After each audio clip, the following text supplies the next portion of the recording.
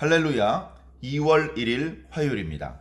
누가복음 9장 1절부터 17절까지 말씀을 읽고 은혜 나누도록 하겠습니다. 예수께서 12제자를 불러 모으사 모든 귀신을 제어하며 병을 고치는 능력과 권위를 주시고 하나님의 나라를 전파하며 앓는 자를 고치게 하려고 내보내시며 이르시되 여행을 위하여 아무것도 가지지 말라. 지팡이나 배낭이나 양식이나 돈이나 두 벌 옷을 가지지 말며 어느 집에 들어가든지 거기서 머물다가 거기서 떠나라.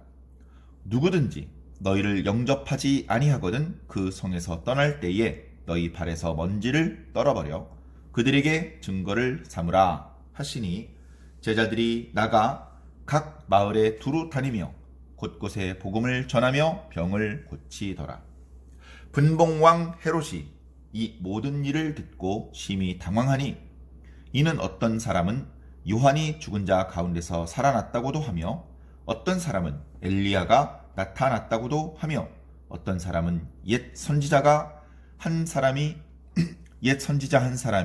다시 살아났다고도 함이라. 헤롯이 이르되 요한은 내가 목을 베었거늘 이제 이런 일이 들리니 이 사람이 누군가 하며 그를 보고자 하더라. 사도들이 돌아와 자기들이 행한 모든 것을 예수께 여쭈니 데리시고 따로 벳세다라는 고을로 떠나 가셨으나 무리가 알고 따라왔거늘 예수께서 그들을 영접하사 하나님 나라의 일을 이야기하시며 병 고칠 자들은 고치시더라.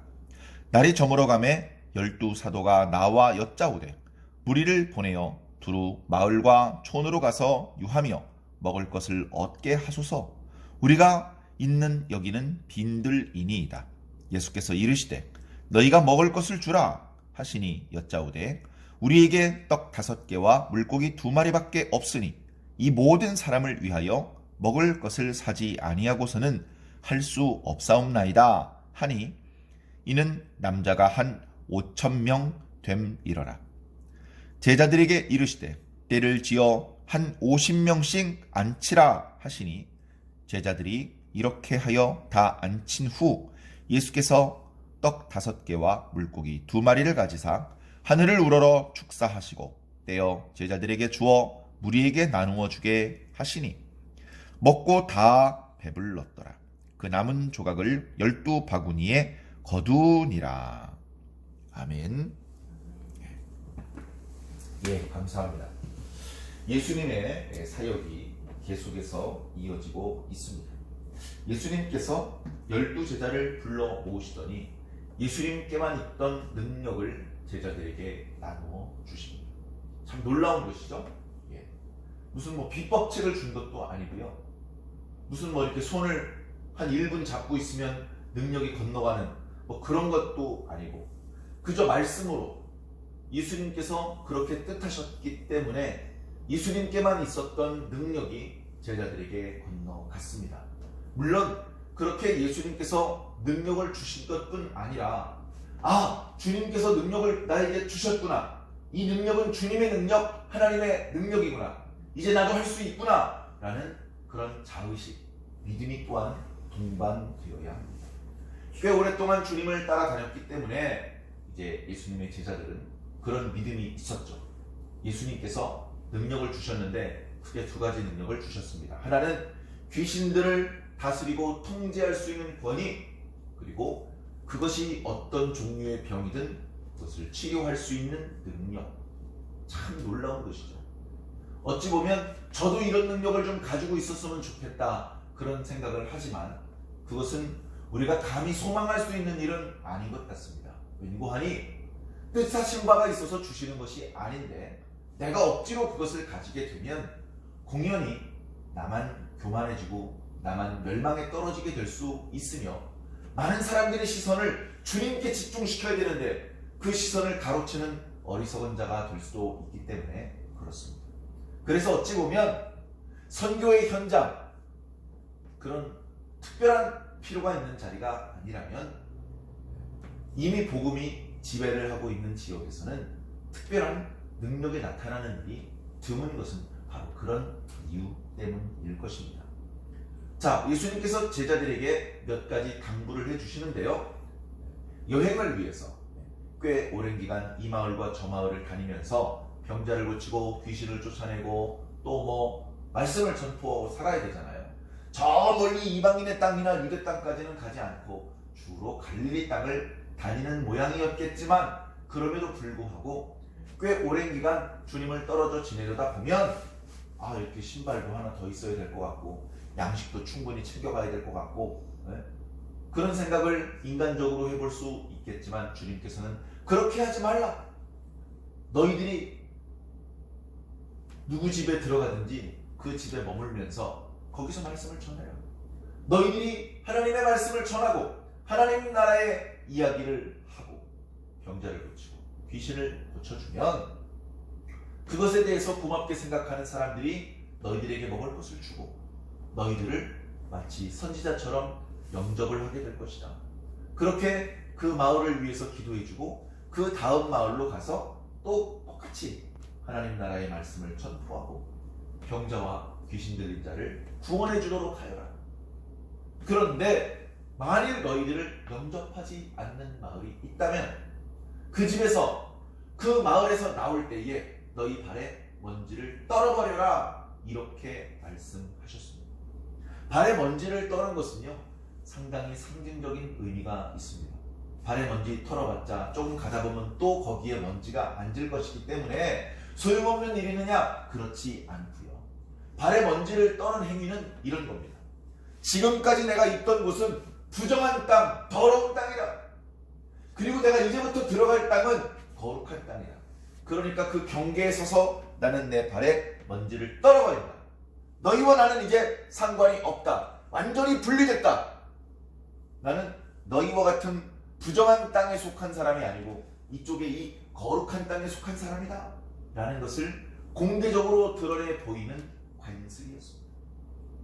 그러니까 누구 앞에서 발에 먼지를 떨면 너는 이방인이다 이런 말이거든요. 그런데 이 행동을 정말로 이방인의 땅에 나갔다가 들어오면서 한 것이 아니고 그도 유대인이 틀림없음에도 불구하고 제자들을 영접하지 않았을 경우 그 사람을 이방인 취급을 하는 그런 모습을 말씀해주고 있는 것입니다.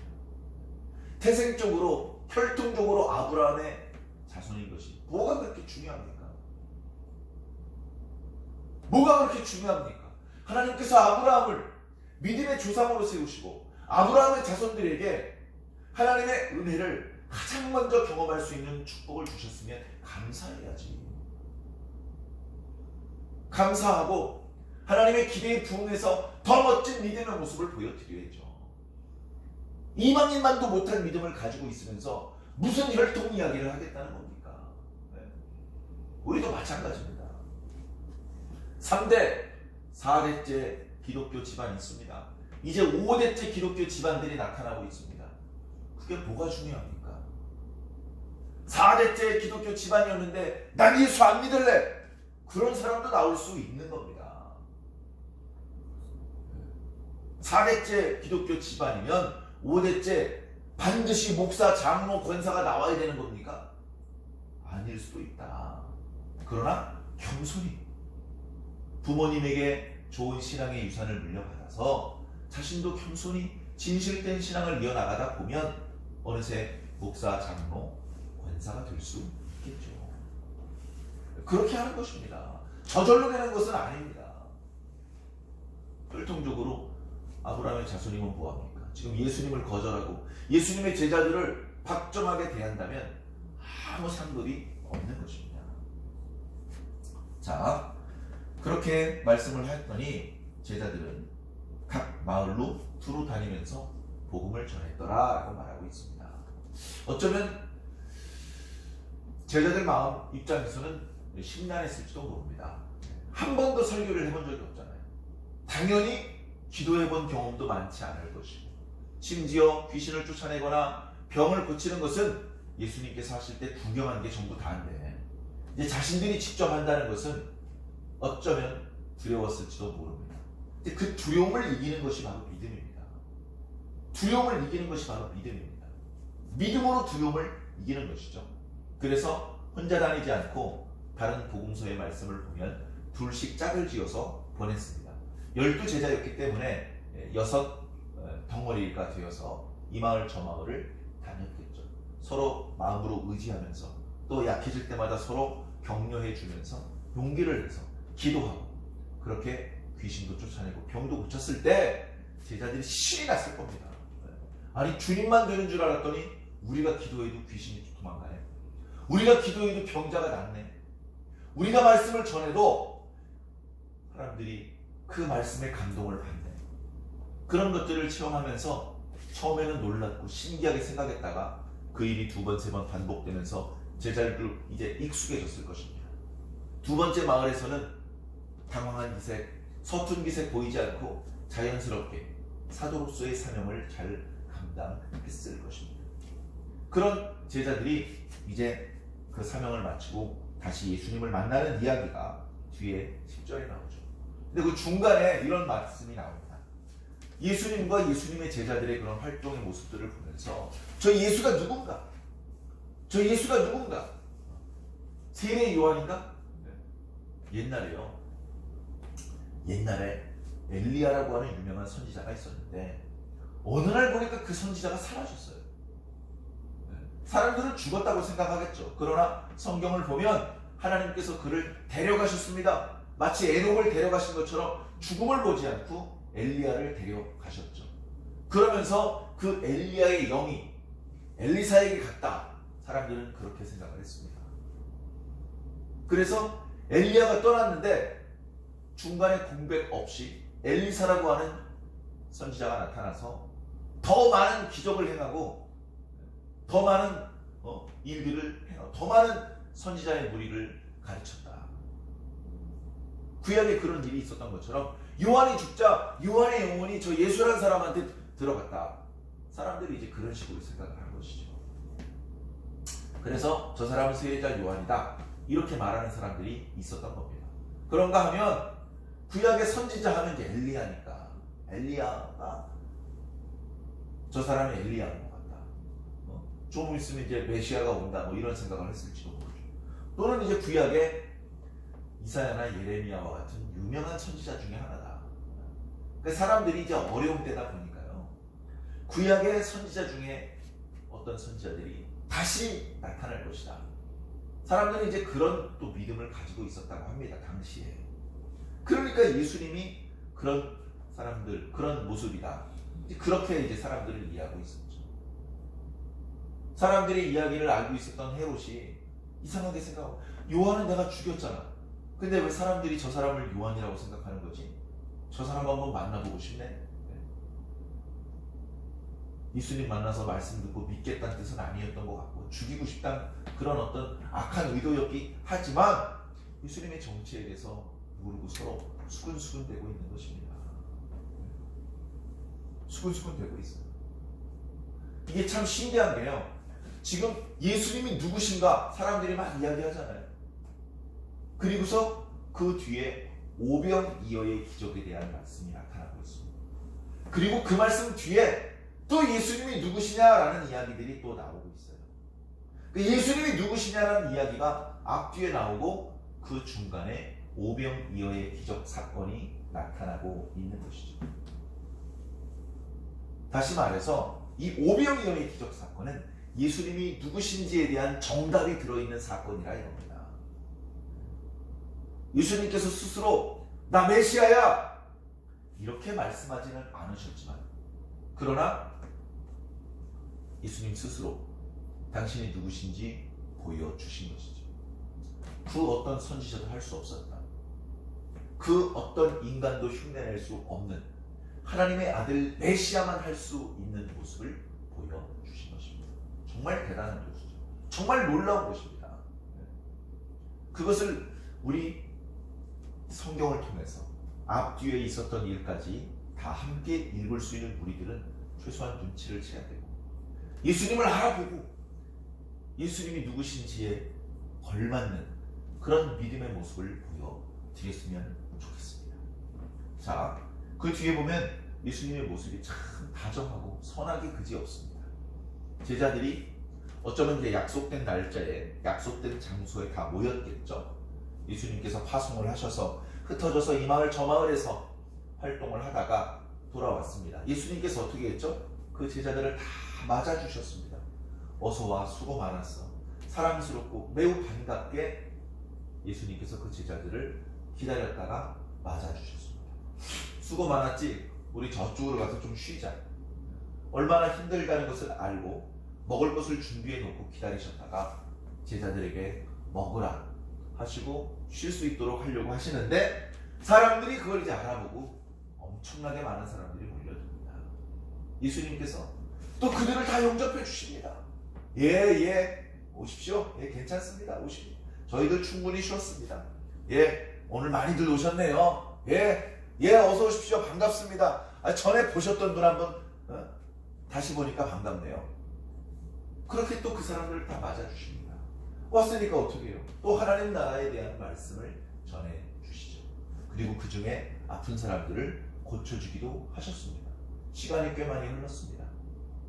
꽤 오랫동안 예수님께서 그들과 함께 계셨고, 그러다 보니까 배꼽 시계가 울리는 거죠. 배가 고픈 겁니다. 주님, 사람들이 여기 이렇게 많이 있는데 사람들 이제 그만 해산시키세요.